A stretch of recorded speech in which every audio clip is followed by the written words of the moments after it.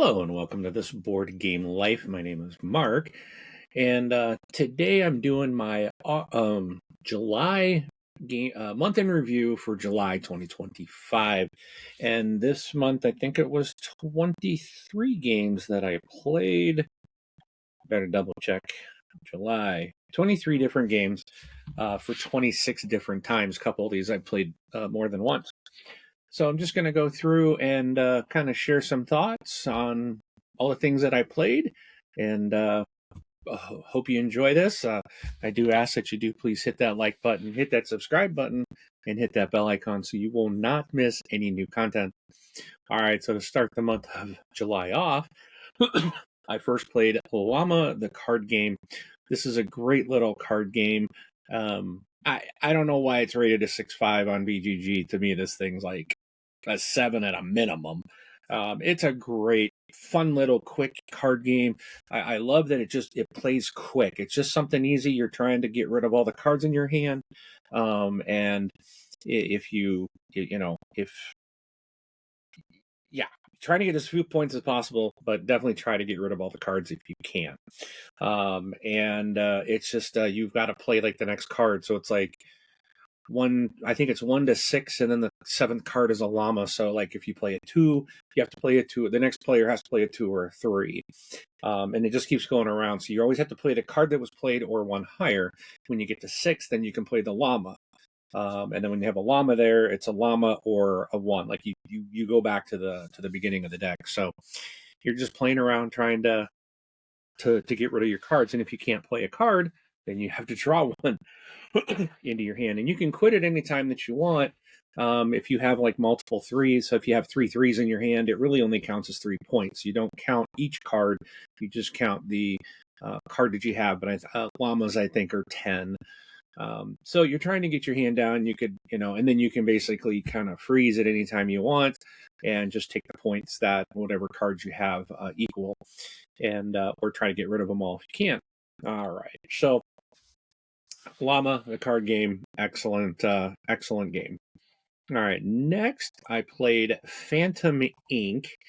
And this was really unique. So this game, it's a word game. Tip, I don't know if that's how you. Okay, so I'm not sure exactly how to state what this one is. So you have 2 teams, and you each have like this board that. Let me start over. Right, Phantom Inc. is what I'm trying to describe. You have 2 teams. One person on that team, on each team, is going to be. They're going to give clues. So they end up getting a card, and those 2 people look at it, right? So that they know what the clue is. Now, the 2 teams do not.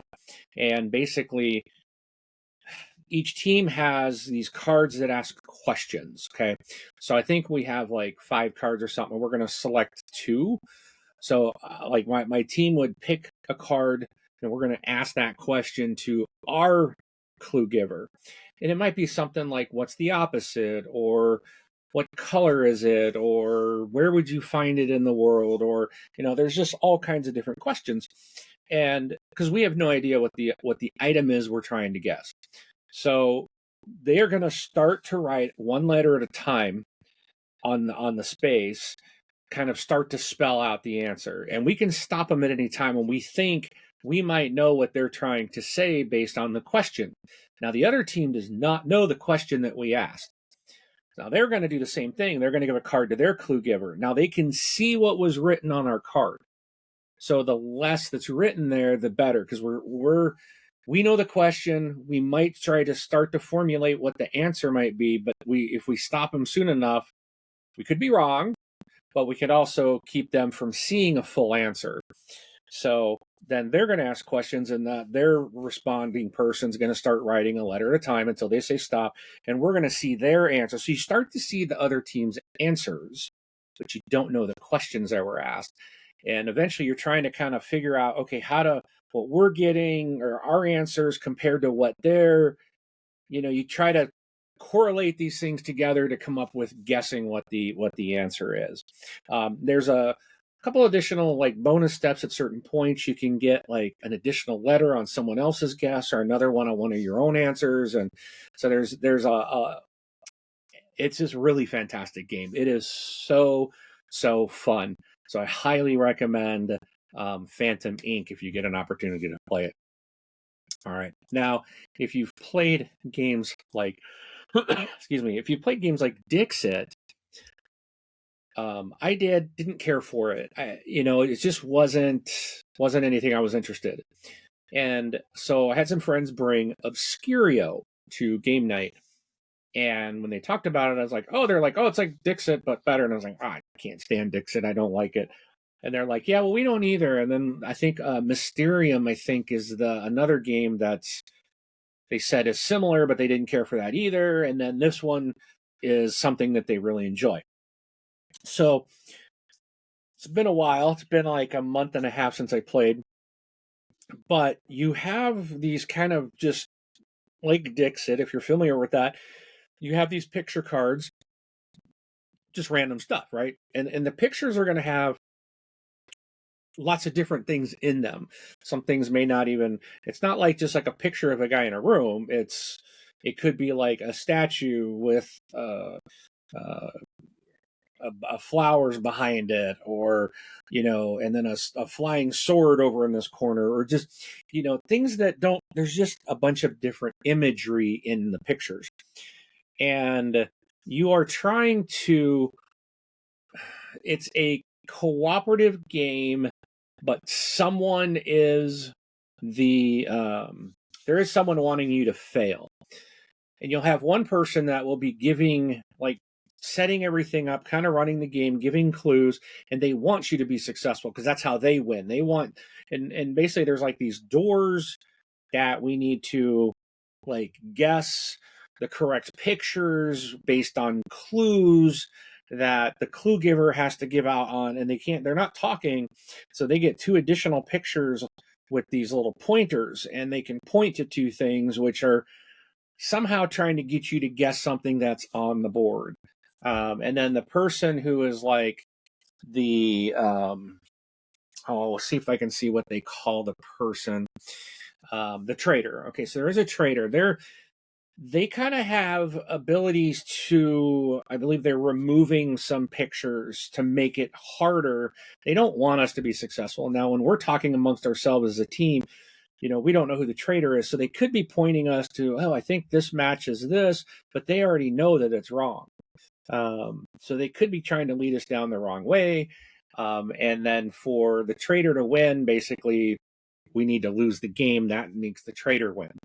So it's really fun, and it gets really difficult because, like, there's additional things that will come in to, like, I think they call them traps, and it'll make things more complicated.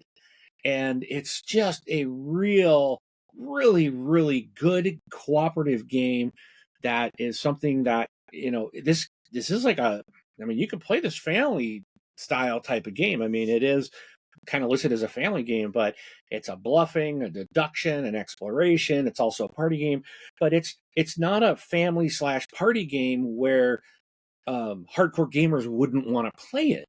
It is a family party game, but it's something that again, hardcore gamers are going to really enjoy this because it's not just a quirky, simple party game. So this is Obscurio. If you have an opportunity to check it out, 2 to 8 players, and takes about 40 minutes to play. It's a really good game. All right, next is you've probably heard this one, Flip 7. Please, this is, here they listed as 3 to 18 players on BGG.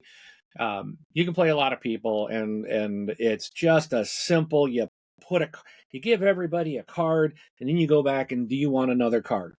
And people are deciding, do they want another card? The whole object is you want to get. It's called Flip 7 because if you can get 7 different numbered cards in front of you, then that will stop the game, and then you will win, and you'll get bonus 15 points. And then you'll get any other additional bonus cards that you might have.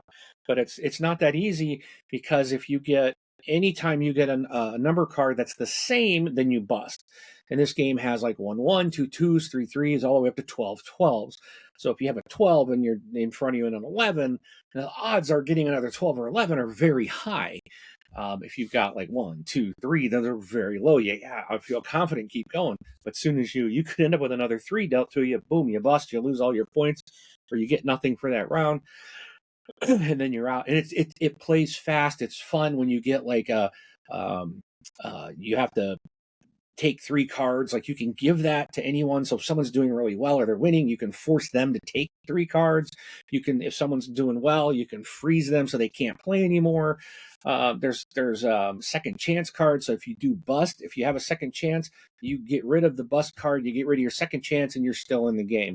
So there's like those fun little things like that. This game is fantastic. It's great for all ages. Young and old can play this, and it's just a really fun game. Great party game. All right, next one I played is Seven Wonders Architects.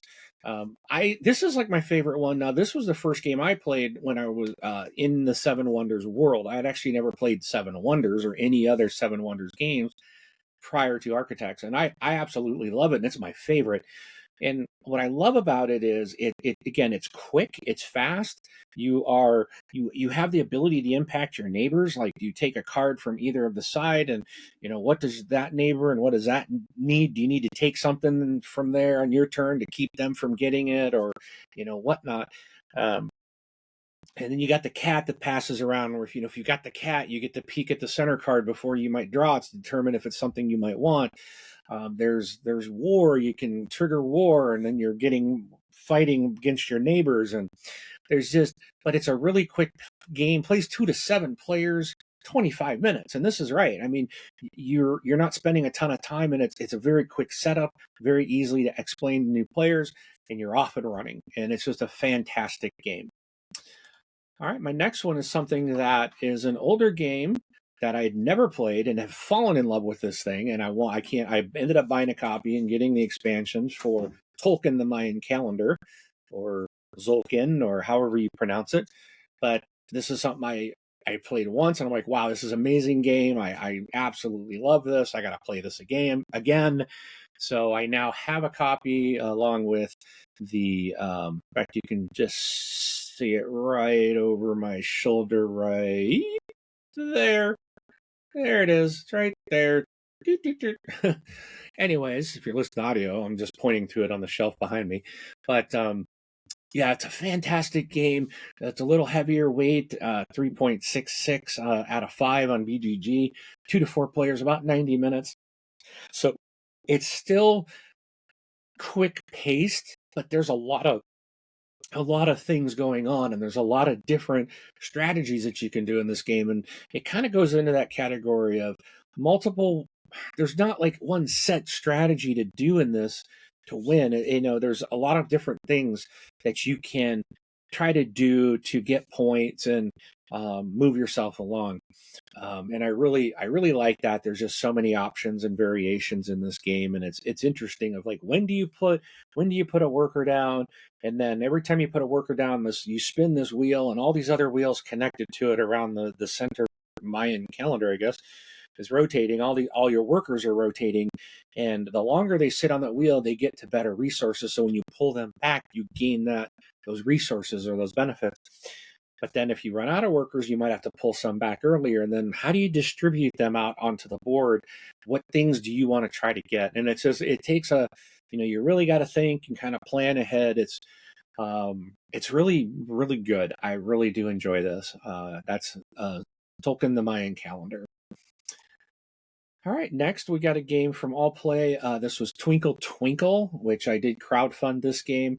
And I really did enjoy this. This is probably one of my favorite new games that I've gotten this year from All Play. I think this is a great game for everyone to play. It is a simpler game. It's weighted at a 2. 1 to 4 players, 20 to 30 minutes. But it's like a space theme, and you're making chains of stars, and you got comets, and asteroids and planets and black holes and things, and it's this tile placing game. And then you have you're basically, you roll to see who goes first in the very beginning of the game, but then based on who goes first and which tile they take dictates where they go in the next round. And you can see which tiles are going to be available to take during the drafting section of the next round. So, you're not always going to go to the very first one to just secure going first every time, because the next time you might see, or in the current one, you might like, ooh, there's something I really want in the third place. And then you can look and see what's going to be up in the draft and go, you know what, I want to go third next time because there's maybe really nothing there, or there's a couple things that, you hope will still be there by the time you draft. So it gives you that kind of opportunity, and people are always changing who's going first and last and stuff like that. So lots of scoring opportunities. So it depends on how you're placing your stars and where you're placing certain things, and everything is explained on your board on how everything is scored.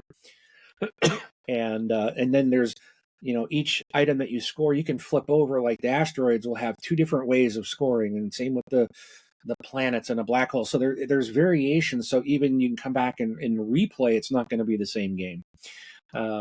And so, yeah, Twinkle Twinkle is a really fun game. All right, now I did played a 2-player game. This is from Roxley called Radlands. I got a chance to play this for the first time. It's a lower weight game, 2.26. It's for 2 players. About a 30-minute game, and you're basically just kind of competing. You've got your kind of base, and you're putting your people out, and you're battling with cards back and forth. You need like water as a resource that you need to have, and so you're kind of restricted on what you can do, and you're trying to get different cards. Trying to remember if this was where was there a market, or I think you had your own. I can't quite remember. Trying to look at a picture now to see. No, we just had them in our deck. You just have your cards in your deck, and so you're playing things out as they come available, and playing them out to your player mat or your area in front of you. And yeah, it's just it's interesting. It's a fun, quick battler between 2 people, and that is Radlands. All right, moving along, I did get my crowd-funded version of Leviathan Wilds. So this was the second printing of this game, and I got an expansion along with it.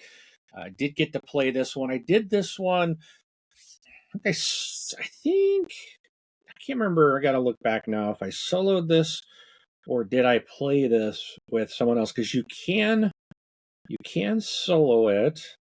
And oh no, I did play this with. Oh, that's right, Nick and I played this game together, and so yeah, that's right. So you can play Leviathan Wilds, and it's cooperative. You're working together to kind of go up climbing up these big creatures, right? And you're trying to basically get these like different crystals off of them, which have kind of affected their brain, and they're going kind of wild, right? So you're trying to get these crystals off of them to calm them back down and basically save them. And it's really fun. There's you're playing you're playing out cards that give you certain abilities, like maybe you're climbing a certain way, or there's different things that you're gonna do. So you're trying to kind of coordinate where people are going, where the other players are going, and what they're going to go after.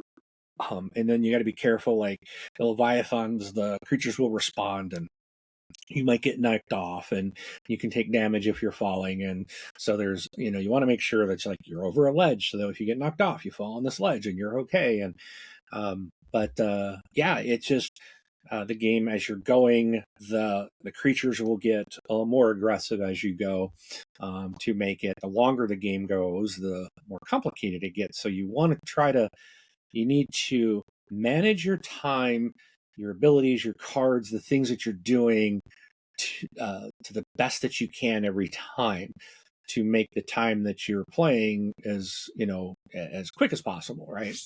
But yeah, it's a fantastic, really fun game to play, and so check that out. That's Leviathan Wilds. All right, next I played. This was the Casinopolis from Button Shy. So it's one of those little 18 card wallet games.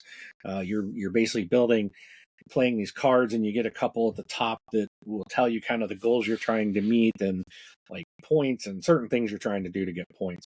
And so you're like laying out these different types of casinos that have roads and these little slot symbols, and you're there's just a lot of different things that you're trying to accomplish depending on the goals that you initially draw at the top. So like the cards will have one side, they'll have like all these little casinos and um, pictures and roads on the one side, and then the other side will have like um, different like goals or things that you're trying to accomplish on the other side, and then they have like points associated with them. So if you accomplish this, these are how many points you get, and then you're trying to like meet a certain point goal or whatnot.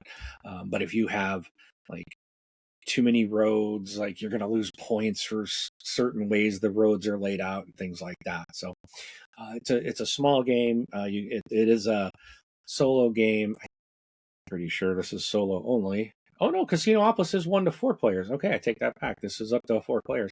That's like a 15-minute game, weighted at 1.75, ages 8 and up. So, it's on the younger side. I think 8 might be a little young for this game. Maybe not, but there's a lot of things to study. You're not just like connecting roads or just connecting casinos. You're trying to look at these goals and trying to figure out, you only have so many cards, and what do I need to do to meet this? And if I just like making long roads, I'm going to lose points. And so there's a lot of you got to think ahead and try to plan out to meet your goals. But fun little game, very quick. This is one of those games like if you commute, or you work in an office or something, you got a lunch break, and you can just pull this out. I mean, they're tiny. They're just like wallet size. There's 18 cards, so they don't take up any space. You can carry them in your pocket or in your purse or things like that. So they're very easy to take with you, like to work, and you got a break or you're on a lunch, you can sit down and play to the table for a few minutes. All right, so that was Casinopolis. Next game I got to play is Roth from Chip Theory Games. This is designed by Manny Tremblay, and he also did the art. And this is one of those games that I originally was not interested in because of the neon-like colors of the game board. And I ended up playing this. A friend of mine got it, and I was like, "Oh, this game's awesome!" So I ended up getting a copy of it myself. And this is like an area control game, but you can play this competitively, cooperatively, or solo. Now I played it competitively, and that's I haven't tried a cooperative version of this yet. I'm not really sure how that works, but I haven't looked into how to play that. But this is a really fun area control game that, as long as you're trying to put your troops out, and it's asymmetric, so everybody's armies have different abilities, and they function differently. So it's really neat it's one of those games. It's like you're gonna have to play a lot to really get to know each of the armies, and I think there's 7 in the game, I believe. So it's not like a ton like you get with like Root. I think Root just has tons of different character or teams, if you will, with different play styles. So this is like 7 currently, and there you have like 3 cards that you'll play out, and they do different things. So it wouldn't be a lot to learn, like not a ton of overhead, so to speak, but and it's not a hard game. It's weighted 2.13. Um, but this game does take about an hour to play, and you are managing the armies that you have with the abilities that you have, and then trying to, where are you going to go to each of the areas. Some of the areas will have bonuses, so you want to try to hold on to those things. And it's a really fantastic game. That's Roth. Next, I got to play Toy Battle. This one's from Repos Productions. This one is Paolo Mori is one of the designers, and I like Paolo Mori's games typically. This one I'm not a fan of. It is a 2-player game, takes about 15 minutes, ages 8 and up. It's only a 1.549 on BGG. It's a real lightweight game. It to me, it kind of I feel like it's like if Stratego met Toy Story. This would be the game you get. So it's really cute with the toy theme, and I think younger kids are going to really love this for that, the artwork and that type of play. But for I think adults are you're only going to play this if you've got young players. I don't see this isn't something I would bring to my game group and sit down and play. I just didn't find it very interesting. But I know it's kind of a hot game, and people are interested in it. So, but again, this I think would be great if you had young kids, and it would be fun to play with them. I just did enjoy it, myself. But I was playing against another adult. Like if I was playing with a younger child, I think this would be a lot of fun because they would just be having so much fun with it, and there's your enjoyment. Next game I played is Zenith. This is a play punk game, and I've only played this once. I fell in love with this game immediately. I really enjoy this. Can't wait to play it again. This is essentially a 2-player game. You can play either 2 or 4 players. If you play in 4, then basically it's a team versus team essentially. But it's a 2-player game at its heart, right?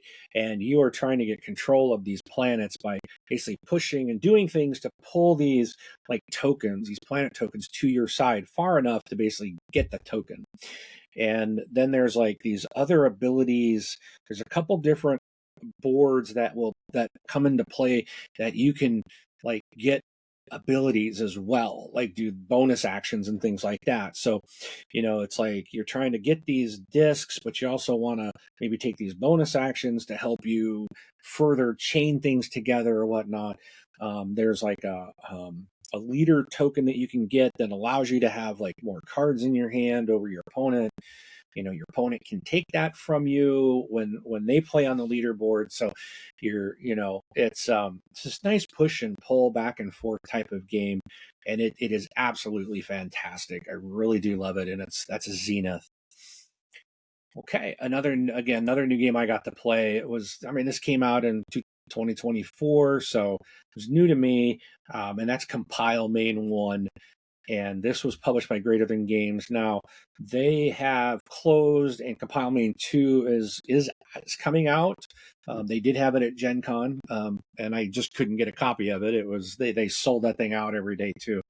I was really surprised how this has sold out. I was kind of not expecting this smaller game to be so popular, but Synapsis Games has bought the IP, and they're publishing and putting Compile Main 2 out. But this is a fun card game. It's like a lane battler. You're competing with different each thing that like each opponent. There's like I don't remember how many cards. There's like these elements. You have a bunch to choose from. They call them protocols, right? But so there's like maybe 12 or 18 or something. But it's ones like earth or fire and death and metal and I don't know. There's just like a bunch of different elements or something, whatever you want to call them. And you pick 3, right? Each team will have to pick 3, the rest go away. And then you're working on playing those things out in front of you in a lane, and you're battling these 3 lanes against your team or your opponent there. And it's a really good game, 20 to 30 minute play. It's fun. The game is really nice. The cards are neat. The way it plays, like, you have each card is like 3 different stages, and maybe there's nothing in the first stage, but if there is, then you play that, and it's like that's always like an ability. And then like the second line triggers at certain times, and the third line triggers at different times. So there's these different ways the cards will play, and it's really unique and I think really fun. So that's Compile Main 1. All right. So this is like probably one of the most exciting games I played in the month of July. I did play a bunch, but Battlestar Galactica, the board game, got to play this again. Again, I ended up as a Cylon, and yeah, it is just It is so good. If you've seen the Battlestar Galactica, the miniseries and the rebooted series, I think it was in 2004, I think, when it came out. Um, it's fantastic. This game just it's that show in the game. They did such an amazing job of turning this TV show into an amazing board game. And there's so much fan service here. And it's like, you'll get excited. It's like, oh, you see the cards and it's stuff from the show and the things that are happening. And you're like, I remember when this happened. And it's, when you might think about, well, how could you play this? How could you design this game? And like, you don't know if you're a traitor. I mean, or you become a Cylon, but it's in the show. You didn't know who was going to be one. So, I mean, people in the show that weren't could still end up in the game being one. And it's just the way that how it affects the game. It's like you can't trust anyone. It's so cool. Really, really love this game. And then once you're outed or you would, boom, I am a Cylon. Now you get access to these Cylon abilities and you can just wreak havoc. And oh, such a great game. Battlestar Galactica, the board game. I so badly want a copy of this game, but it is so expensive in the aftermarket. If anyone out there has it and wants to donate it to the show, let me know. It will go to a good home. It will go to a very good home. All right, so that's Battlestar Galactica, the board game. All right, next I played another Button Shy game. This one is a single player game. This is called The Last Lighthouse from Scott Holmes. This one was really kind of cool. You're like fighting these shadows and that are coming out, and you're playing cards to try to fight back the darkness and stuff like that. This is part of the Simply Solo series, and it's just a lot of fun. I really enjoyed it. There's like 16 nightmare cards that double as traps, so it's like like as you play something and then it goes away. There's like I'm trying to remember exactly how it worked, but like it come back as like a trap or something like that. So it's or maybe I said that the wrong way, maybe the other way. The light becomes a trap or the trap becomes a light. Something like that. It's been a while, but this is a really fun game. You're trying to protect against the ever-growing line of unique nightmares by deploying specialized traps. And you got to place them wisely to eliminate as many nightmares as possible before they damage your lighthouse and ultimately destroy it. So that's the kind of story there. Really fun. Again, one player, maybe 20 minutes long, and it's just us, 18 cards from Button Shy, and it's you can play it on a break and very easy and portable. All right, I did play another Scott Holmes game, another solo game, but this one's called Conservis, and this one has got you out getting boats and fishing, and you're pulling these little tiles from the bag and putting like, it might be a water tile. It's like, well, I got to put it in my net. I caught water. I didn't get no fish, but you're trying to get these fish, and then you want to sell them, and you can buy more boats, and you can buy equipment to help you be more successful. And um, it's a really fun. I thought was a really fun little solo game for 25 to 40 minutes. It's a 2.08, so it's on the lighter side, ages 10 and up. But if you're looking for a fun little fishing solo game, check out Conservis. All right. Next, I played Havana. So this was the first game I played when I left to go to Rob's and to go to Gen Con this in July. I got to Rob's the day before we were going to leave for Gen Con, so we played Havana. And now 25th Century is redoing the game, and it's now called La Habana. And it was sold out immediately, so I couldn't get a copy of it. This is one I wanted a lot, but and man, I'm trying to remember this game, but I remember really liking it. I'm looking at some of the pictures, and I'm like, man, I don't remember this. I do remember really liking this game. Oh yeah, I believe you have a hand of cards, and then you were playing, I think, two out in front of you, and then it's based on the numbers of whoever ends up with like the lower number gets to go first, and then what are they doing? I don't remember what we were doing. I think there's cards out there, so you can like take cards, I think, from the market to place in your tableau, if I recall.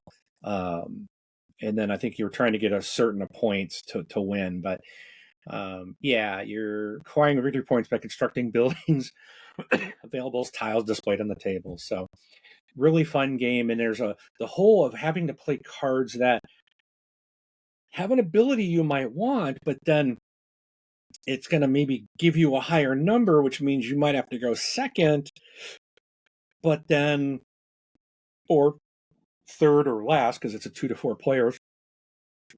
So, you try not to maybe go last, but then again, maybe that's beneficial if you want some tiles that are kind of further in on the market, because you have to buy them from the edge ends working your way in. So maybe it's like, well, I don't want it on the end, so maybe I do go last.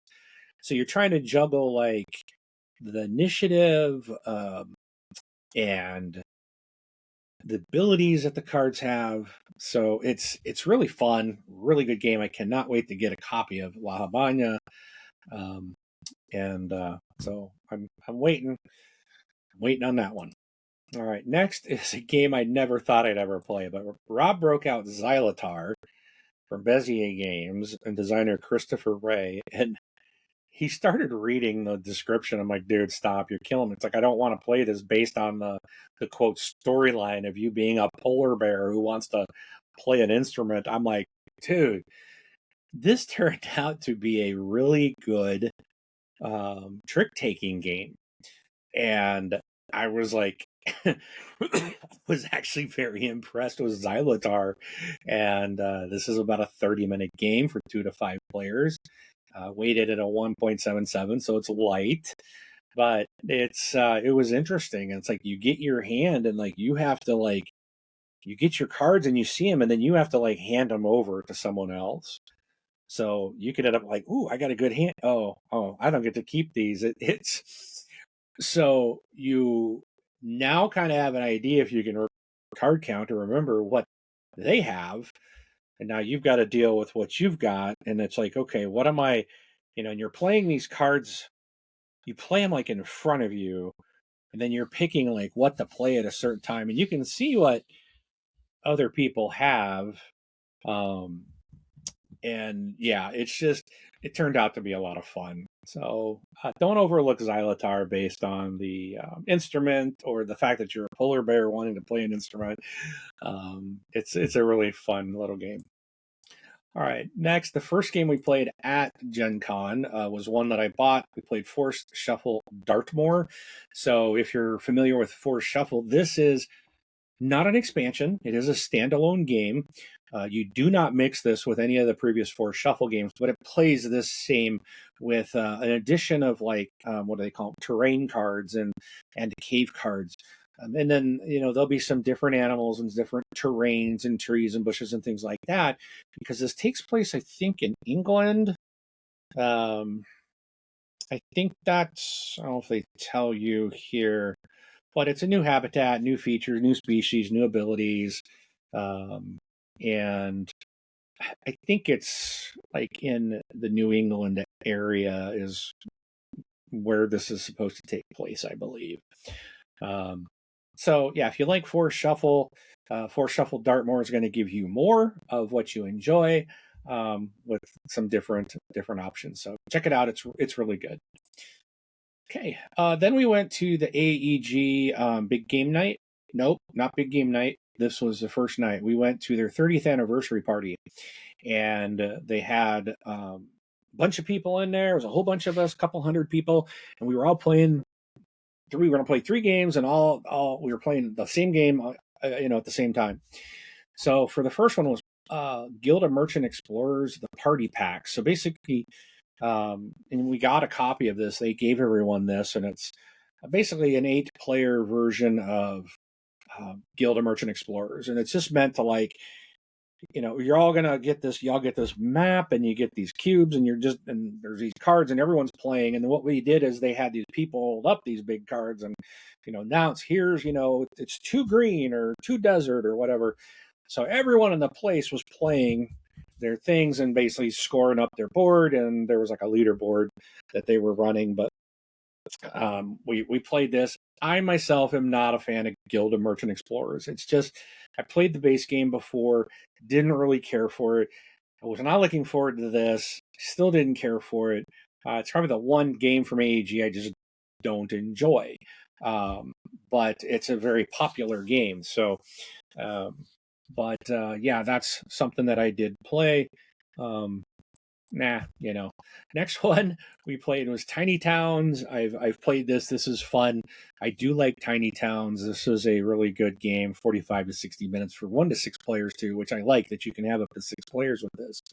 Um, so, but here, they did this again. Like they would call out a resource, and everyone's taking that resource, and you're putting it on your board, and you're putting these little cubes in on your gridded board, and you're trying to get certain shapes to build buildings, which give you certain abilities or scoring opportunities. So, and you're stuck with whatever is called out.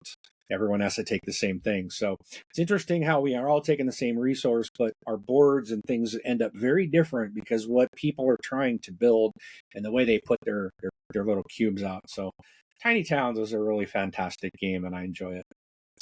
All right, now the last game I played in July, this was the last one we played at the AEG 30th anniversary event. We played Ready, Set, Bet, but we played the big high roller edition. This is that $120 primo huge box that I actually have sitting up on my shelf over here. I did an unboxing of it, so if you haven't seen it, check that out. It's a gorgeous, gorgeous, beautiful, beautiful game, very high quality. It plays 2 to 9 players, 45 to 60 minutes, and I'm not a big horse betting guy, and I don't like betting games typically. I've played a few before. I had never played Ready Set Bet. This was fun. I do enjoy this. Maybe it's because John D. Clare did it, and he's such a great designer. But I also fell in love with the Ready Set Bet High Roller Edition. It's just primo, primo, primo. It is deluxeified. You just I don't know what more you could do to this. It's gorgeous, but so check out my video if you haven't seen that one yet. I think it's published. If not, hit that bell icon because by the time this video is out, it will have already been released. So, but I got a lot of Gen Con videos lined up. So by the time this one comes out, those should all be done. But yeah, go back and check and watch that unboxing to see what I'm talking about. But you got a big, huge neoprene mat for your betting table and real poker chips, and you're basically everyone. Someone will be the basically they're going to roll the dice, right? So they roll these dice, and based on the numbers, there's another separate mat with these big wooden horses, and they're moving the horses based on the die roll. And depending, like the 7 horse doesn't get any kind of bonus moves if you roll 7 more than once, because like 7 on 2d6, 7 is the most frequent number to be rolled statistically. So there's no bonuses, but like if you roll a 6 2 times in a row, then they get to like move an extra space. And then if you're getting down to like you roll a 2 or 3 or something like that twice in a row, they're moving like 2 spaces as a bonus because of the likelihood. It really is designed to kind of balance out rolling your dice and trying to get numbers between 2 and 12, because you can't do a 1 when you're rolling 2 dice, right? So to keep kind of the field of horses moving, and basically, you're as a dealer, you're rolling and you're moving the horses, and then everyone else, while their horses are moving, they're playing their bets, right?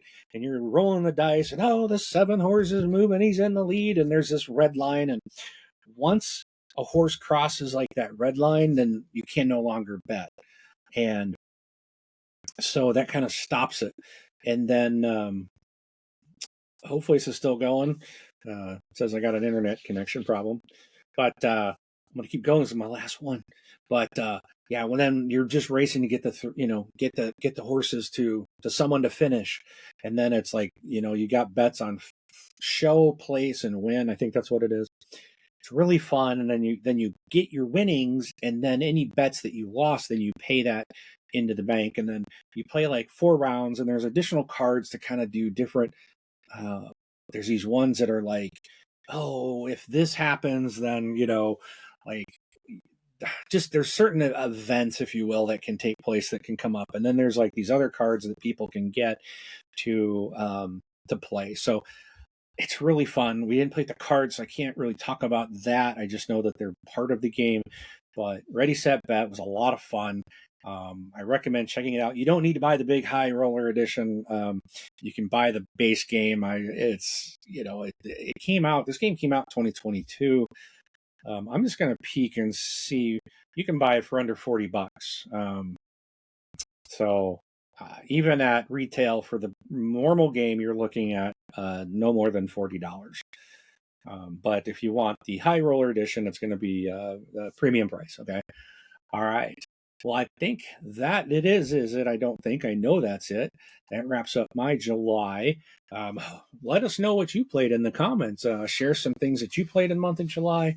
What are you looking forward to playing in August? Of course, or what have you played in August? Because the time this gets out, it's going to be near the end of August, I think. So, but yeah, share your thoughts. What did you think of the games that I played?